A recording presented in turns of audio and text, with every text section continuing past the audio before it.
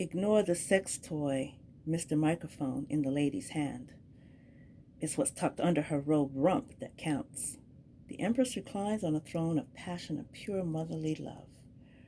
From it she reigns over a lush, fertile, beautiful realm, all the bounty that can flow back to you if you learn to give of yourself first. If you don't learn, you miss out on the river and the trees and the throne and end up with nothing but the sex toy, which isn't much of a consolation after all. This comes from Miss Chance Infinite Roads to Knowing. Hi guys, welcome back. Queen Osette here. And we continue on with story time. So, I thought about turning the neon sign back on when Clarice and I walked into the Five and Dime. I decided not to bother. For the moment, I had plenty to work with, without any walk-ins. Thanks for not mentioning my freak-out in front of Logan, Clarice said. I shrugged. It hasn't been the best week. You haven't had the best week. You're owed a freak-out, too. Yeah, maybe, still, I wanted to apologize and explain. I drifted around behind the display case and leaned on it casually. I wanted some distance between us, but I didn't want it obvious. The thing is, Clarice said, Athena had always told me she'd take care of me. She wasn't the most nurturing person in the world. I mean, not with me anyway. Maybe it was different with you. But still, she was almost like a mother to me. She did her best in her weird way. So to find out that there was a will and I wasn't even in it, now I've got nothing and nowhere to go. Her eyes were big and round. She even cocked her head a bit to one side. If she'd been a dog, I would have given her my lunch. I knew what I was supposed to say to her, and I knew I wasn't quite ready. What about your family? I said instead. Not an option. Your friends?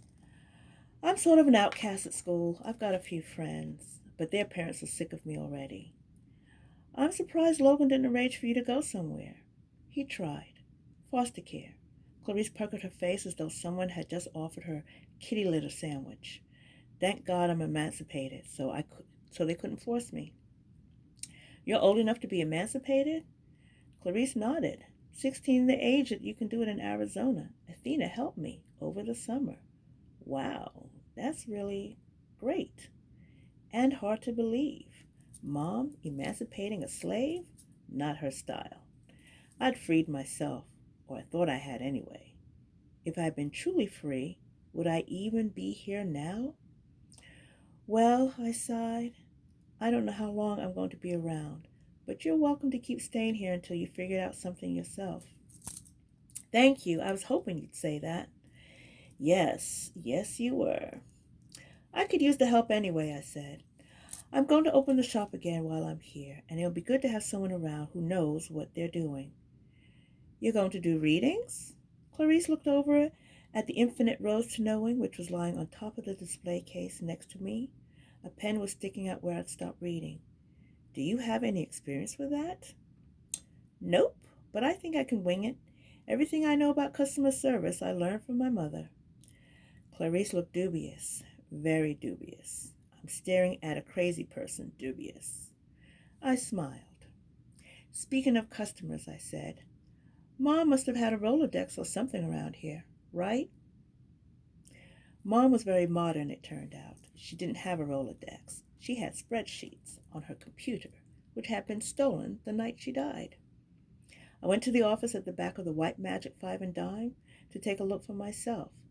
All that was left of the computer was some cables and power cords, a pair of speakers, and a lonely little webcam. I tried to imagine a meth head going to all the trouble of unplugging everything and carrying off the PC and screen, but leaving the power cords behind. Conclusion: does not compute. Any idea why she had this? I tapped the webcam. Clarice leaned in and looked over my shoulder. I would have preferred not having a murder suspect looming up behind me, but life's full of little inconveniences. I've got an idea, she said, but I never wanted to know. Know what I mean? I did. Online chat rooms, lonely bachelors, cybersex, my mom. Ew. Ew, ew, ew. Maybe it wasn't a bad thing that I couldn't nose around in her computer. Who knew what kind of pictures might be lurking in there? I hadn't seen my mother in nearly 2 decades. I didn't want my first look at her as a 50-something, near 60-something, to be an outtake from hotgrannies.com. I repeat, ew. I turned to face the window at the back of the room. Is that where the burglar supposedly came in? Yeah. There was a latch on the window. It wasn't broken. It's hard to imagine my mother leaving a window open. She was pretty... I searched for the right word. Paranoid, Clarice suggested. Cautious, I said. You're not paranoid if they're really out to get you, Biddle used to say.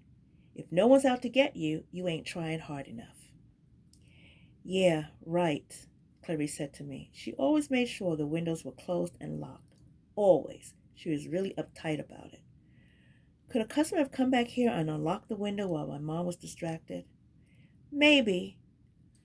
It'd be pretty hard to do without being seen, though. You'd have to sneak up the hall right past the reading room. I said. No burglar, no matter how skilled, could have unlocked the window from the outside. It had to be someone on the inside. Someone who was very good at sneaking around unseen. Or someone who was right at home. There was a filing cabinet beside the desk, and I started going through it as slowly as possible. Ah, I said, old bills. I pretended to become absorbed in a long-form letter from the electric company. Well, let me know if you have any more questions, Clarice eventually said. I guess I'll go do my homework. Great, thanks. See ya. The girl went upstairs. I relaxed. I stopped reading bills, too. My mother wasn't the type to leave anything revealing laying around in a filing cabinet. The really juicy stuff would have been buried under a rose bush in a long strong box or something. I moved on to another drawer anyway, just in case Mom was getting sloppy. It was empty except for several shrink-wrapped packages of camcorder cassettes. One of the packages had been opened, but there was no sign of any used tapes. Interesting.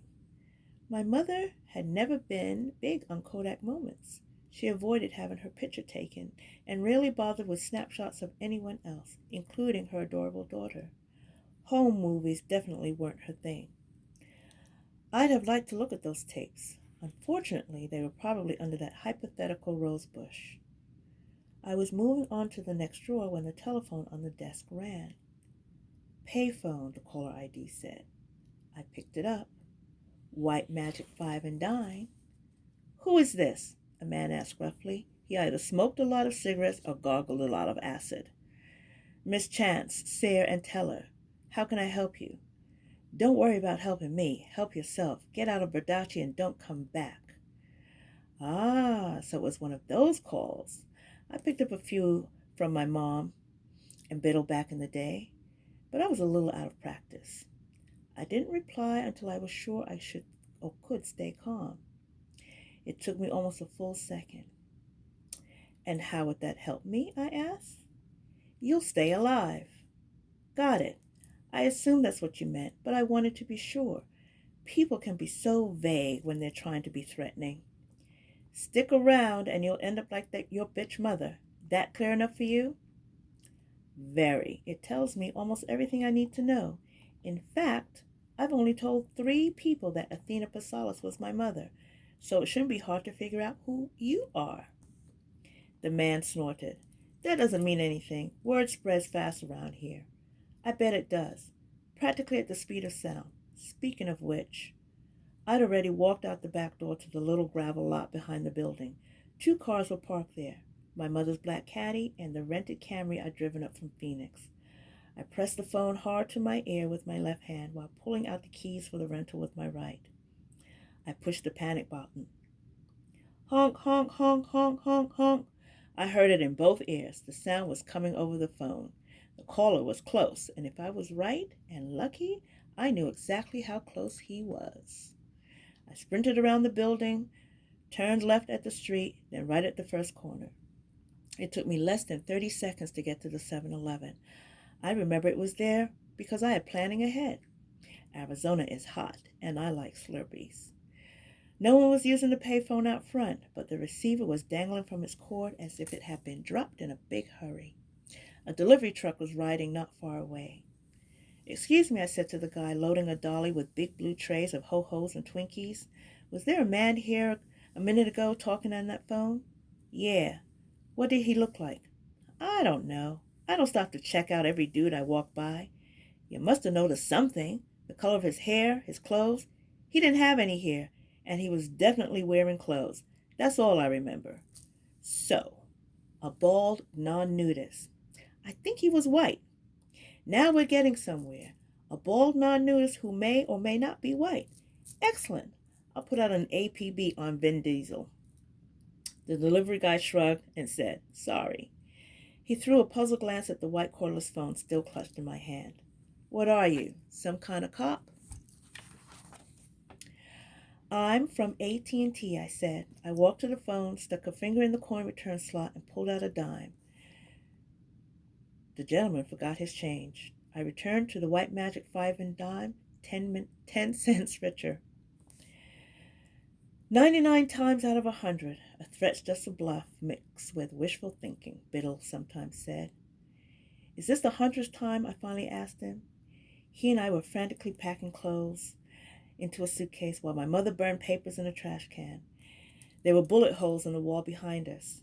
I wondered what my odds were this time.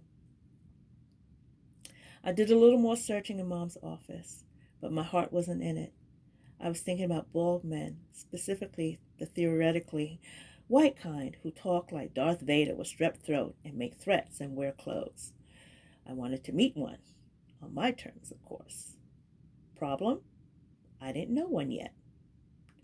After a while, I ordered Mexican from a joint down the street. When I asked Clarice if she wanted in, she said she'd like a vegetarian burrito. I tried to take some comfort in that. At least the girl wouldn't kill a chicken. I locked the front door again after getting back with the food. The back door was already locked, the windows too, of course, for all the good it might do me. Clarice and I ate together in the little kitchen upstairs. "Just curious," I said between bites from a completely and utterly adequate chili relleno. "I don't kill chickens either. Did you mention to anyone that Athena's daughter has showed up?" "Why?" "Some guy called who knows who I am." "What was he calling about?" "A possible appointment. He said he might pop in sometime." "What's his name?" "Mr. Roper." "Never heard of him." "Maybe I'm remembering wrong. He sounds like he was in his 40s or 50s, had a kind of raspy voice, acts like a little cranky, bald." "He mentioned that on the phone?" "It came up. He said his nickname was Cue Ball." "Well, he doesn't sound like anyone I know." Clarice turned her attention back to her burrito. "So," I said, "have you mentioned it? Me being here?" "Oh, right. Yeah, I told a couple of people." "Why didn't you ask the guy how he knew?" "He was in a hurry." "Who'd you tell?" "Just some friends." "How's your food?" "It's good." "Which friends?" "People from school. I've been a vegetarian since I was 9. Athena used to make fun of me for it. She said, like, what's the use of being at the top of the food chain if you can't eat everything below you? Or she'd take a big bite of a steak and start singing The Circle of Life, that kind of thing. It used to bother me until I figured out she had to make fun of me to keep herself from feeling bad. Because if you stop to think about where meat comes from for 1 second, you'll never start eating it again. And giving a shit is just so inconvenient, you know? I let her keep babbling. It was obvious I wasn't going to get any questions answered tonight. Eventually, she wrapped her half a burrito in foil and stuck it in the fridge and announced that she had a test to study for. I might see her in the morning if I got up early enough. Good night. Later, after she went to her room and closed and locked the door, I heard her talking on the cell phone. I couldn't make out any of the words, but the conversation went on for a long, long time. Let's see. Once I'd finished getting ready for bed, I went through the medicine cabinet and all the drawers in the bathroom. Why wouldn't I? My mother had always been old-fashioned about makeup. A woman just didn't look right until every visible inch of skin had been powdered, rouged, spackled, and lacquered. She practically needed a sandblaster to wash her face at night. And that's how it might have been right up until the very end, apparently. I found enough blush to keep every drag queen in San Francisco fabulous for years. The Avon lady must have been making her deliveries in a semi. Mixed in with all the bronzer and foundation primer, and foundation primer primer, I found 3 medicine bottles, the kind you only get with a prescription. Each had pills inside, but what kind I couldn't tell. The labels had been ripped off. "Don't you dare" was written on one in thick black ink. "I count these every night" was on another. The third had a skull and crossbones. I was in a little desert town I didn't know, in an apartment with a stranger who may or may not have homicidal tendencies. The floor below us was a crime scene, while outside, somewhere nearby, was a man who said I'd die if I didn't leave. And now I was lying in my dead mother's bed, thinking of her stretched out in a refrigerator a few miles up the road. If creepy were a lottery, I just won. So what was I reading to comfort myself? A book about interpreting the freaky imagery on a bunch of weird old playing cards, of course, because Mom didn't have the power of positive thinking on her shelf, and my copy of Happiness is a Warm Puppy was 100 miles away. Starting Infinite Roads to Knowing a second time, not skimming and skipping around, but really digging into it, I come to appreciate something about the woman who written it. Miss Chance wasn't the touchy-feely New Age bullshit artist I thought her to be. She was nuts, a certifiable, multiple personality head case. You could watch her mix and match identities practically line by line. 1 second she'd be blah blah blahing about the numerological significance of the Empress card. As it is assigned a value 3, naturally it's a combination of 1, the male, and 2, the female, and is hence a representation of the product of such a union, a child of a born joining between carnal and spiritual. Yeah, lady. And a 3 can also be represented by the raising of one's 3 middle fingers, a gesture that is often accompanied by the classical decree to seek deeper meaning, read between the lines.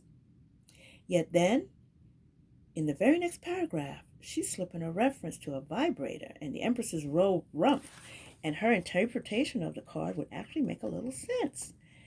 That female symbol thingy that looks like a hydrophiliac stick figure really was right beneath the Empress's booty, on the side of her lazy boy / throne.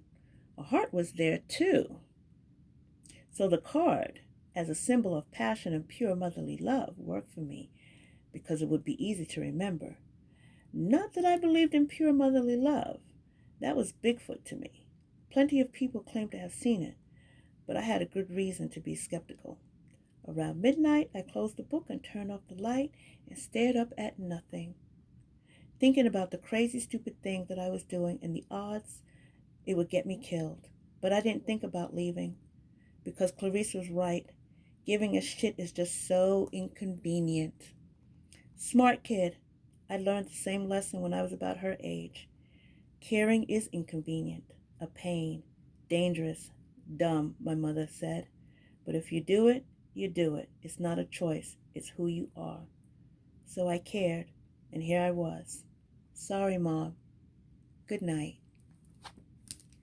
And that, dear followers, brings me to the conclusion. I'll be back shortly with another chapter.